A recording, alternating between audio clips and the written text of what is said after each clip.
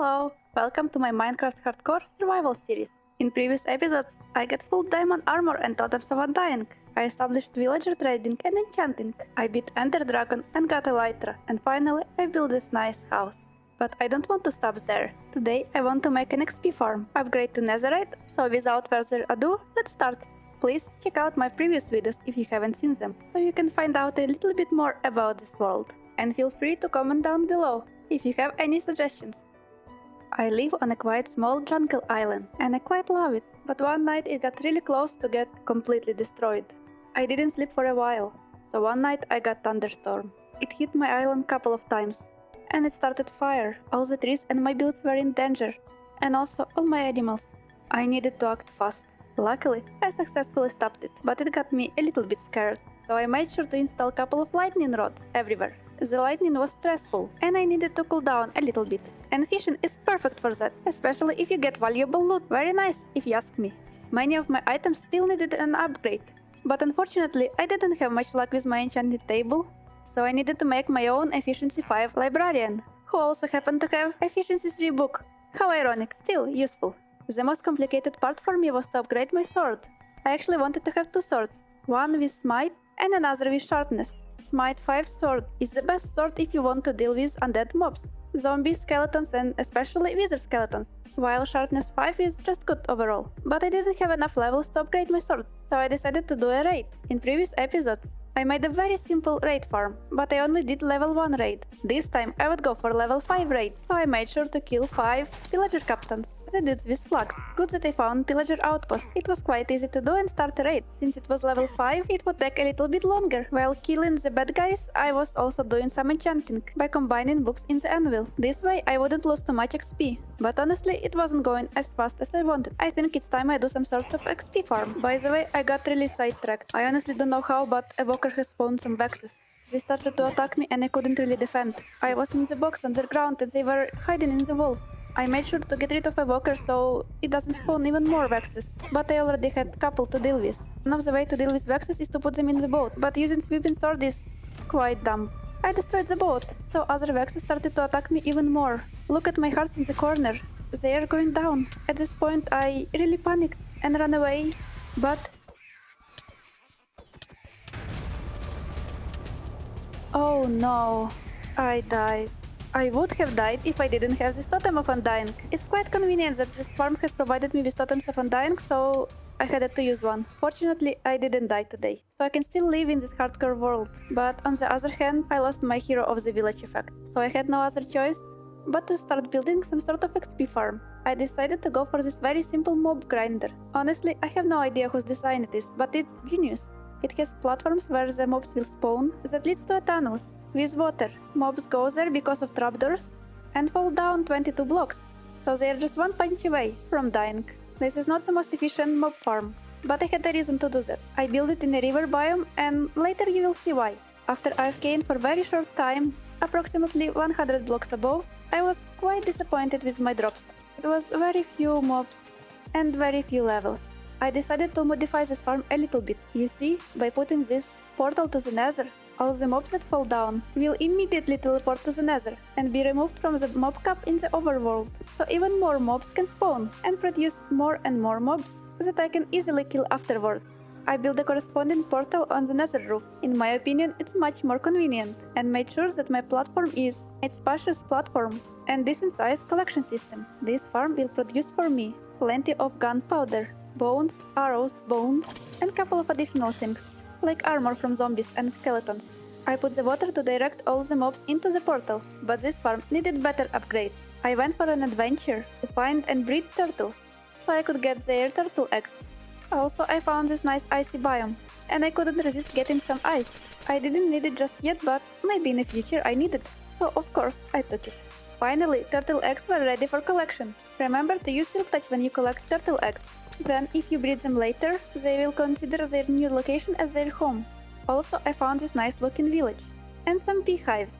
Obviously couldn't resist of grabbing those. With silk touch as well. Bees are so cute. Honey farm is definitely on my list for future episodes. But let's go back to my XP farm. Now I had all of the ingredients that I needed, including these water breathing potions. They will be of great use to me while I will build this farm. As you can guess, I decided to make this drone farm. It's very simple and easy, and can provide me with tridents and copper. It's right next to the warm ocean, but the farm itself is actually located in the river biome. I checked it with the F3 menu. So the drones will spawn here in the river, they will get attracted by these turtles, and will teleport to the same place as all other mobs. So technically, while staying in one spot, I get creepers, zombies, skeletons and drones. And with looting resort, also it drops. Or maybe farm is not so good. Maybe I just need to destroy it. Maybe it's useless? Let's demolish it. Oh no, I fooled you. I'm so sorry. I decided to add some cats into my farm. They will scare all the creepers so they fall down faster, so I get more gunpowder. My second decision was to add another layer to my farm. Double the layers, double the spawn area, double the loot. While building this farm, I got attacked by this drown. Of course, I had to defend myself. And to my biggest surprise, he got me a very valuable present. I finally got Trident. Look, I'm so happy I got it. Of course, eventually I would have gotten it from my farm, but it's more enjoyable to get it in fair fight. Immediately, I put Riptide enchantment on it. I live on the island and it will let me fly. Extremely useful, and I really like it. Mending and unbreaking is very essential also. My farm doesn't deal very well with spiders. Somehow they escape and attack me, but I'm not afraid of spiders. But all the other mobs, you can see for yourself, there are so many. It only takes one night of AFKing, and then you get plenty of mobs. Of course, I need to secure area around, and maybe light the caves. Otherwise, it's very successful. My next step was to make this hole in the bed. Previously, I found the coordinates that correspond to highest bedrock, so I only need to remove one bedrock to access below. I use this simple method with obsidian, TNT, and piston. I'll provide a link down below on where I found this method. I'm really glad that some people has discovered it. In Java, having this access to Nether Roof and to bottom is extremely useful, and this time I needed access to finally search for Netherite. It was time to upgrade my gear. For that, I had to go to the bottom of the Nether. I prefer to go to level -15. I dig a small room around my base of operation, and by pressing F3 and H, I have revealed a chunk borders. Search for Netherite will bring you a lot of other blocks, so make sure you have enough storage space. Then I make long corridors along the chunk borders, until I will hit any big lava pools.